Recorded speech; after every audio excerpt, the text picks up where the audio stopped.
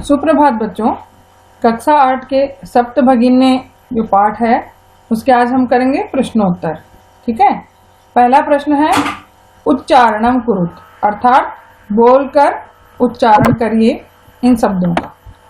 पहला शब्द है सुप्रभातम, महत्वदायिनी, पर्व परंपराभि, पर्व परंपराभि, चतुर्विंशतिः, द्विसप्तितमे वंश वृक्ष निर्मितानां सप्तभगिन्यः, प्राकृतिक संपत्ति वंशो उद्योगो अयम, गुण गौरव दृष्टया। फिर है पुष्प स्तबक सदृश्यानि, अंतरराष्ट्रीय ख्याति। ठीक है, तो इस प्रकार से ये हो गए हमारे उच्चारण करने वाले शब्द, यानी कि हमें बोल करके दिखाने हैं। ठीक है, अब है अगला प्रश्न, प्रश्न नंबर 2। प्रश्नानाम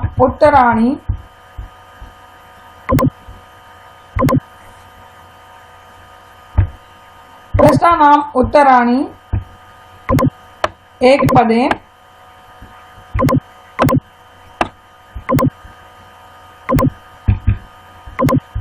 पदेन लिखत। प्रश्नों के उत्तर एक पद में यानी कि एक वाक्य में लिखो। प्रश्न है अस्माकं देशे कति राज्यानि सन्ति, अर्थात हमारे देश में कितने राज्य हैं। उत्तर है 28। ठीक है, ये उत्तर। प्राचीन ऐतिहासिक का स्वाधीना आसीना, आसन। प्राचीन काल में क्या चीज स्वाधीना अपने अधीन आसन थी, वो थी सप्तभगिन्य। अर्थात हर प्रदेश में कोई न कोई राजा था, कोई किसके अधीन था, कोई किसके अधीन था, लेकिन ये जो सप्तभगिन्य प्रदेश थे वह स्वाधीन अर्थात अपने आप में स्वतंत्र थे। केसाम समवाय सप्तभगिन्य इति कथ्यते, किसके समूह को सप्तभगिन्य ऐसा कहते हैं। उत्तर है सप्त राज्यानाम। ठीक है, चलो बच्चों आगे चलते हैं। अगला प्रश्न है अस्माकं देशे कति केंद्र शासित प्रदेशा सन्ति, हमारे देश में कितने केंद्र शासित प्रदेश है। उत्तर है सप्त। अब देखो बच्चों, यहाँ पर आपको अपना दिमाग लगाना होगा। ये किताब छपने से पहले हमारे देश में 7 ही यूटी थे, केंद्र शासित प्रदेश थे, लेकिन अभी 1 साल पहले हमारे प्रधानमंत्री मोदी जी ने जो उत्तर प्रदेश, जो हमारा ये जम्मू एंड कश्मीर जो राज्य है उसको भी यूटी घोषित कर दिया और एक इसको लद्दाख प्रदेश को। तो इस प्रकार से यहाँ सबकी जगह क्या आंसर हो जाएगा, 9। ये 9 प्रदेशा केंद्र शासित प्रदेशा अस्ति। ठीक है, अगला प्रश्न है सप्तभगिनी प्रदेशे क उद्योग सर्वप्रमुख, सप्तभगिनी प्रदेश में कौन सा उद्योग मीन्स व्यापार यानी कि बिजनेस जो है प्रमुख है, वो है वंशो उद्योग है। बांस के पेड़ का उद्योग बिजनेस सबसे बड़ा प्रमुख बिजनेस है। अगला प्रश्न है पूर्ण वाक्येन उत्तराणि लिखित, पूरे वाक्य में उत्तर लिखो। 3 प्रश्न है पूर्ण वाक्य के। भगिनी सप्ते के कानि राज्यानि सन्ति, भगिनी 7 में कौन कौन से राज्य हैं, कौन से राज्य हैं। सप्तभगिनी सप्त राज्यानि सन्ति, इसमें पूछा है सप्तभगिनी में कितने राज्य हैं। उत्तर है सप्त के सप्त राज्यानि सन्ति, इसमें 7 राज्य हैं।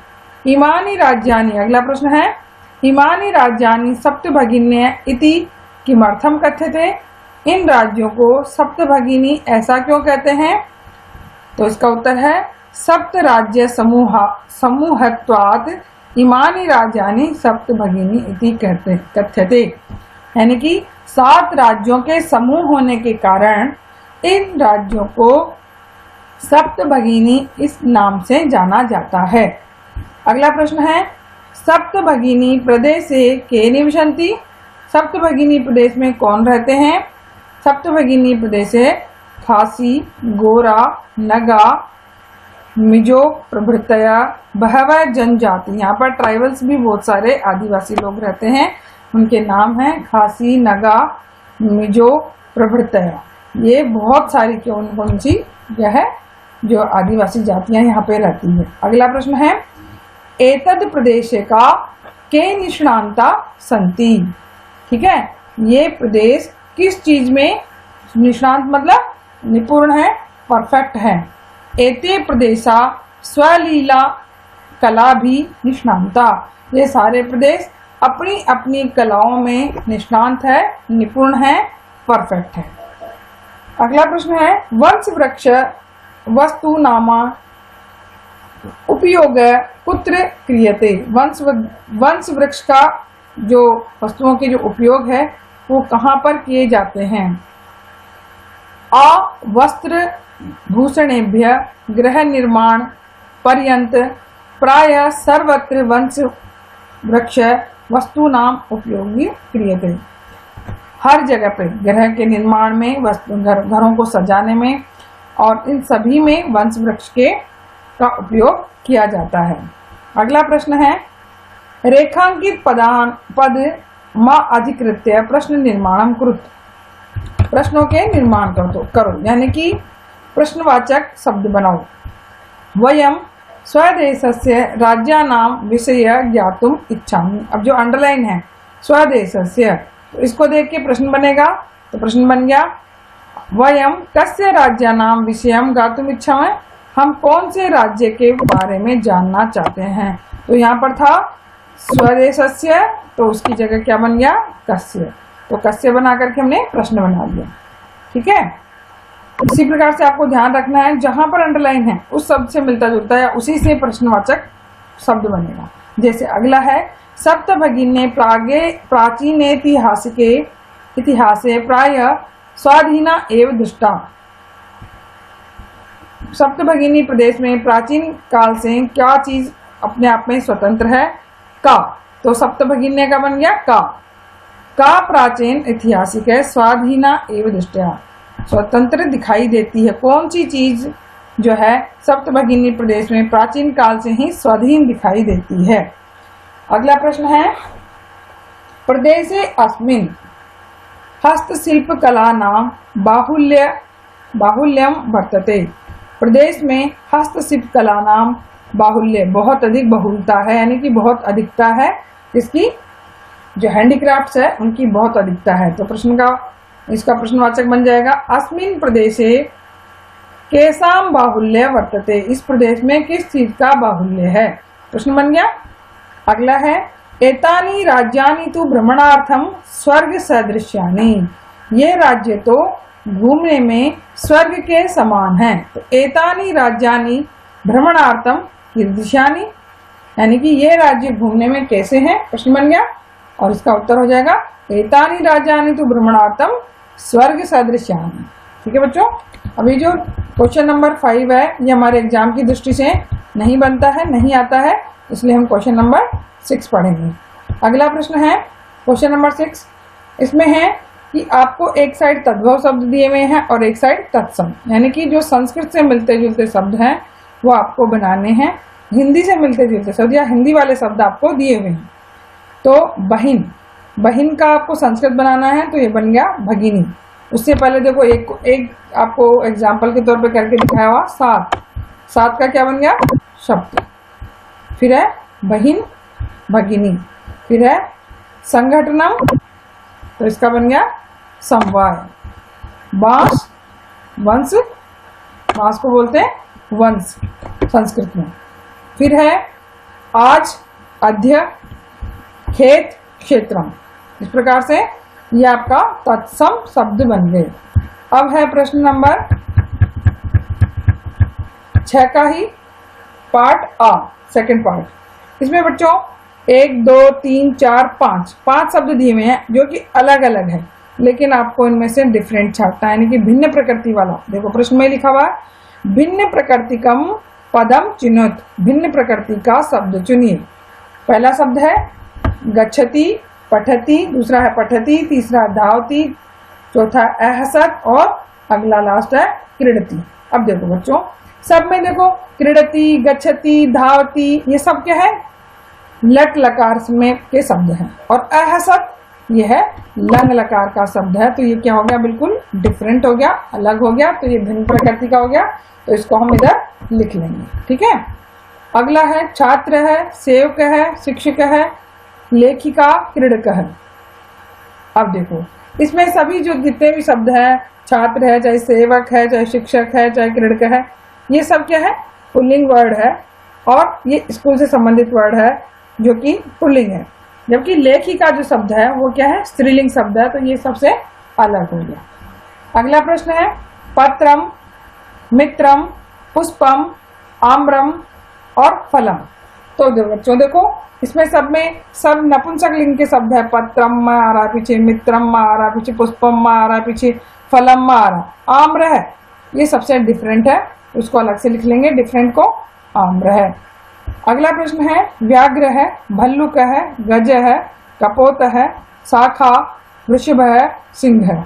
अब देखो ये सारे जंगल से संबंधित शब्द है, यानी कि भालू, व्याघ्र, गज, हाथी, शेर, सब जो है, या पेड़ की शाखा, ये सब उससे संबंधित है। लेकिन कपोत है ये जानवर नहीं है, कपोत है मतलब कबूतर। कबूतर क्या हो गया, पक्षी हो गया, इसलिए ये शब्द अलग हो गया, तो इसको हमने अंडरलाइन कर दिया, अलग से लिख लेंगे इसको। पृथ्वी, वसुंधरा, धरती, यानम, वसुधा। अब देखो बाकी जितने भी शब्द है, वसुधा, धरती, पृथ्वी, वो सब क्या है, पृथ्वी के पर्यायवाची है। जबकि यानम मतलब कोई भी बड़ा यान या वायुयान से कहा गया। तो इस प्रकार से ये अपने 6 प्रश्न हो गए। अगला प्रश्न है वैशिष्य वैशेषणाम उचित मेलनम कुरु। एक साइड में विशेषण दिए हुए हैं, एक साइड में विशेष्य दिए हुए हैं, उनका आपको उचित मेल करना है। जैसे इधर देखो वैशिष्य पदानी अयम, वैशिष्य पदानी है अयम, अयम को क्या हो गया, अयम प्रदेश है, अयम प्रदेश है। तो जो शब्द मैच कर रहा है उसको आमने सामने लिखेंगे। जैसे ये है अयम, तो यहाँ पर आ जाएगा ये प्रदेश है। फिर है संस्कृति वैशिष्ट्यानाम भारत भूमो, संस्कृति वैशिष्ट किसकी है, भारत भूमि की। फिर है महत्वदायिनी, महत्वदायिनी क्या है, संस्कृति, तो महत्वदायिनी संस्कृति।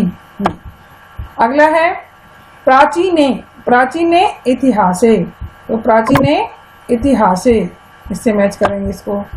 एकः समवाय, एक समूह, एक का मतलब एक, समवाय मतलब समूह। इस प्रकार से हमने मैच कर दिए।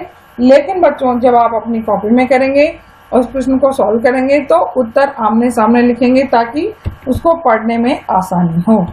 इस प्रकार से आपको अपनी पुस्तक में, अपनी उत्तर पुस्तिका में, अपनी कॉपी में क्या क्या लिखना है, ये जो राज्यों की राजधानी क्रमशः इस प्रकार है, इन राज्यों और उनकी राजधानी आपको लिखनी है।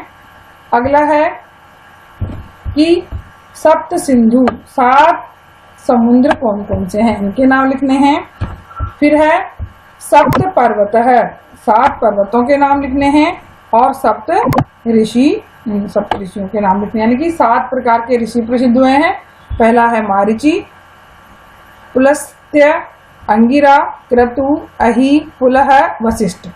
इसी प्रकार से 7 पर्वत माने गए हैं, हेमेंद्र, मलया, हिमवान, अर्बुद, विंध्य, सह्याद्री और श्रीशैल। इस प्रकार से ये 7 पर्वत माने गए हैं। इसी प्रकार से सप्त सिंधु, 7 समुद्र है, ये हैं सिंधु, श्रुतुद्री, सतलज, इरावती, झेलम, विपाशा, व्यास, अक्षिन, चिनाब और सरस्वती। ये 7 प्रकार के क्या है, समुद्र हैं। तो इस प्रकार से सप्तभगिनी के साथ ये 7 पर्वत, 7 ऋषि और 7 समुद्र भी आपको याद करने हैं। ठीक है, आज के लिए इतना ही। धन्यवादम, शुभम मंगलम। ठीक है, आप मेरे इस चैनल को सब्सक्राइब करें और लाइक, शेयर एंड कमेंट जरूर करें। धन्यवाद।